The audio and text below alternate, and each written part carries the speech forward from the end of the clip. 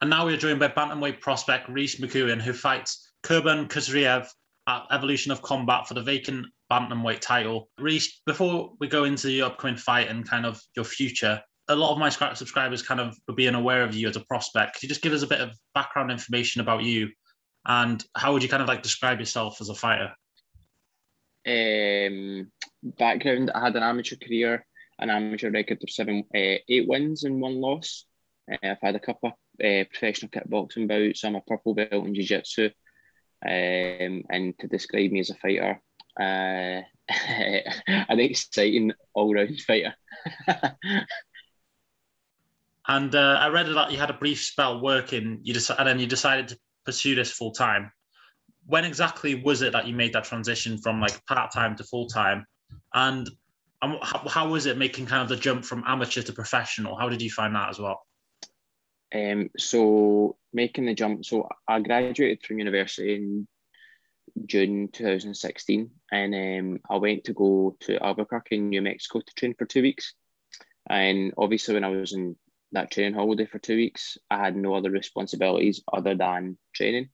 And I thought, this is the life. If only I could make this like possible back home. So I spent the next few weeks and few months just looking at like part-time jobs and how I can make it possible. So I wasn't working full-time because my job at the time was taking so much time away from the gym. And to be honest, I wasn't happy. It's not what I wanted to do. It's not where my passion lay. So I just handed in my notice. I couldn't find any jobs that were available. And I had a chat with Dean Riley and Ian Gilmartin, my coaches, and they kind of opened the doors for me with opportunities at the gym, and they started to get me to coach a wee bit. And it was enough just to kind of quit my job and survive on. And it was basically on me to make the most of that opportunity, to be honest. And how have you found like the jump from amateur to professional? From amateur to professional, it's been a lot better, to be honest. Like if you look on it, one of the biggest advantages turning professional was how long the rounds are. So in an amateur fight, it's only a 3-minute round, so it's quite a bit of a sprint. Whereas in a professional setting, you've got 5-minute rounds, and that gives you more time to work and more time to break your opponent down. And I think that suits my style a lot better and you get smaller gloves, you get to elbow, you get to knee in the head. It's a complete. The rules aren't as strict as they are as amateur, so it suits my style. And I saw that you called out Cage Warriors. You kind of wanted to take part in that. Is that something you're still eyeing up? Yeah, of course, 100%. I've got my eyes set on Cage Warriors. Of course, like I think it's the biggest promotion in Europe. I actually didn't directly call them out. Like Dean, we were looking for a fight. And obviously over the last 11 months, there's been very little local shows running because of everything that's been going on in the world, which is fair enough. But Cage Warriors obviously had a show, and Dean was like, he's training, he's ready. Like, so if Cage Warriors, like, I've definitely got them in my sights, and if they come calling, then I'll be delighted to do that. How did this fight come across? How did you get set up with the bantamweight title? Was it something that's kind of in the works for a while, or were you looking for an opponent to fight for it? So I'm actually not kind of sure. It kind of came about, like my pro debut came about. It was just kind of random. Like the promoter messaged Dan Hope, the promoter of Evolution of Combat, when I was making my last amateur fight, and they said, they basically messaged me saying, having a show in Glasgow in February. This was for my debut. And he was like, it'd be cool if you could make your pro debut. And I wasn't really sure my next steps at that point. And I said to Dean, and Dean was like, yeah, right, cool. So that's the next fight. And it's the same happened with the title fight this time. I fought in Evolution of Combat for my last 2 fights, and each time I've been the co-main event to either a title eliminator or the title fight. But I still never thought that I would fight for the title, and then the title became vacant. And again, the promoter of Evolution of Combat was like, the title's vacant. I've got a big fight for you. Like, do you want to fight for it? And I'm like, absolutely, of course. Not turning that down. Obviously, fighting for your first professional title in MMA. What would it mean to you to be able to win that? It would mean a lot. It'd be good. The whole point of being a champion is that it represents that you're to me, it would represent that I'm great and I'm going to have a target on my back, more importantly. So when you are a champion, you've got something that some people want. They want that. They want that title as well. So yeah, you develop a target on your back, and it attracts the best people that you can possibly fight, and that's exactly what I'm competing for. So it creates that opportunity for me to test myself against the best people out there.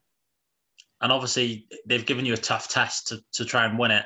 What do you make of your opponent, Kurban Khizriev? Have you been able to watch much tape of him? Because I believe he hasn't fought since 2015, so it is a bit of a dark area in that regard.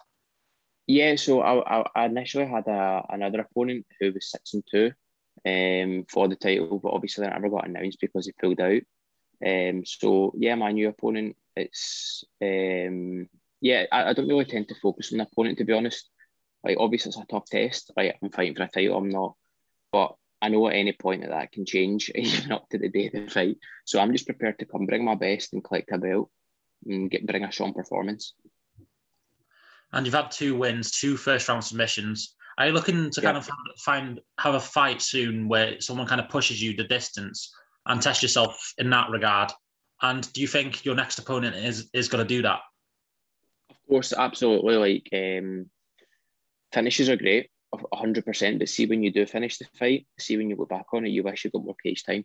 Like, it was great to have a 40-second win in my last fight, but obviously I was quite underwhelmed afterwards because I expected to last a wee bit longer. I trained so hard and I had so much to show that you're actually a bit gutted that it's a quick finish. But with that being said, you are going to take the finish if it's there. So yeah, I do feel that this opponent will get out the first round. I do feel that I'm ready for 50 minutes of hard work. I always say, like, if the finish presents itself, then I'll finish the fight, no matter when it is. But if if it takes 15 minutes to win, then I'm prepared to work harder and get stronger as the rounds go on. And what are you kind of lining up after this? Are you looking past this fight, or are you looking at the future right now, or is it kind of just focusing on the title first and then what's next will come? Right now, obviously taking one fight at a time. But yeah, the plan is get the belt, defend the belt, and pretty much just be as active as possible, to be honest. Like, I've been training, I've been gifted the last 11 months of development time because we've not been able to compete. So when the shows come up and a show wants me on their show, I'll take that open. I'll 100% take that opportunity. I know by Evolution of Combat, I've got a show 5 weeks after this weekend. And if they can get me an opponent, then I'll defend the belt. So is it looking to be active as possible? And then if a Cage Warriors comes in, you will 100% take that opportunity? Yeah, definitely. Obviously, I'm a fighter and I'll say yeah to every single fight, right? But yeah, we're trying to...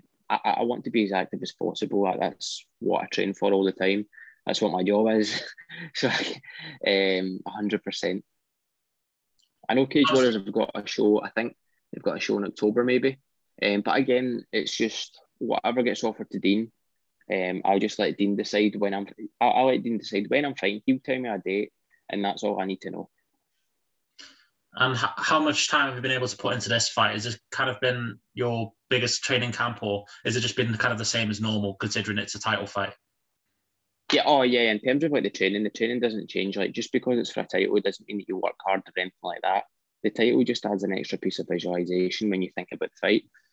But in terms of fight camp, so to speak, it's been an 11-month fight camp, because I've not competed at all since my last fight. That's been impossible to do that. So the last 11 months has been a time spent in development and just improving everywhere as an athlete and as a fighter and as an individual. And will it be worth the wait, considering there'll be fans in attendance as well? Oh man, yeah, honestly, I can't wait. Like, I've missed this feeling so much, because it's been usually you would only really be out for this long if you were injured. So you're kind of focused on rehabbing and getting over that injury. But it's been out with my control, so I can focus on not competing. So now that it's came about, like, I've just missed it so much. Like, people messaging for tickets, buying tickets, again, visualising the fight, the noise of the crowd. So, it's incredible. I can't wait. And I saw that Joanne Calderwood had commented on your post the other day. And have you been in contact with her at all? Has she kind of been supporting you and keeping an eye on your progress? Yeah. I speak to her regularly. Like she used to train at the Grip House before she moved to America, and obviously I got to know her there. And yeah, she's very supportive of everyone at the gym. And no, it's cool. It's very cool to have her support. Just quickly, what do you make of Scottish MMA right now? You know, Paul Craig and Joanne Calderwood doing really well in the UFC, and Chris Duncan's on a Dana White Contender Series, so it looks like he's going to be soon getting into UFC, hopefully. Yep, well, 100%. I think Scottish MMA is in a phenomenal place right now, and I think everyone they've got a lot of fighters up and coming. I think we've got a fighter basically contracted in every big promotion around the world. So and that's from like Cage Warriors, the UFC, EFC, Brave, Bellator. So yeah, it's phenomenal. I can't wait. The future of Scottish MMA is bright. And just looking at your future, what are kind of your career ambitions? Obviously, surely a title was probably on your eye, but did you see yourself fighting for a title at this early? And just looking at the future, where do you want to be? Do you want to be in the UFC, the Bellator? What is your ambition like? Yeah, my ambition is to be at the top. I want to be a world champion in the UFC. For me, anyway, I think the higher that you achieve, the higher that you aim, the higher you'll achieve. And you know what? Like, what's the worst that can happen? That you put your dreams out there and you don't achieve it, and you don't reach it. But like I'll give everything in my power to make sure that I do achieve what I'm setting out to. Sorry. So, in terms of now, I didn't really. You have to take each fight as it comes, because MMA is not it's not the straight path that most careers may be. Like, it could just go anywhere, and like I said, with opportunity, you've just got to be ready for the opportunities that come your way. I didn't think that I would get a title shot this early in my professional career, but that's just MMA for you, and I'm going to take that opportunity with open arms and collect that belt. And if you look at the UFC's bantamweight division, it is arguably the best division in all of MMA. Yeah. Is that something that excites you, potentially coming up against opponents like that in the future as well? 100%. I always think that when you look at your career, when you look back in your career, because one day it's going to be over, right? You look back in your career, do you want to be remembered as a guy who fought absolutely nobody's? Or do you want to be remembered, or do you want to look back and be proud of your career and say, I fought the toughest people out there, win, lose or draw? I fought around the world. I fought against tough competition, and I tested myself to the most I could have. So if the bantamweight division is the toughest division in any division in any organisation, bring it on. And just finally, can we just get a prediction from you for your upcoming fight on Saturday against Kurban Khizriev? I think it'll be a round 2 or round 3 finish. Brilliant. Well, thank you very much for your time. There's only 3 rounds in a fight, so I may as well just say round 2 or 1, 2 or 3. Is it kind of hard? Round 2, round 3. Is it kind of hard for you to predict it with kind of the circumstances it is, with it being a title fight, your first title fight, and with it being fans back as well? No, honestly, I don't think that. I think that no matter if you're fighting in front of a million people or one person, the emotions that you go through are the exact same, to be honest, and the goal was the exact same: perform well. Well, thank you for your time and all the best on Saturday. No, thank you very much. Thanks for your time, and thanks to everyone for listening.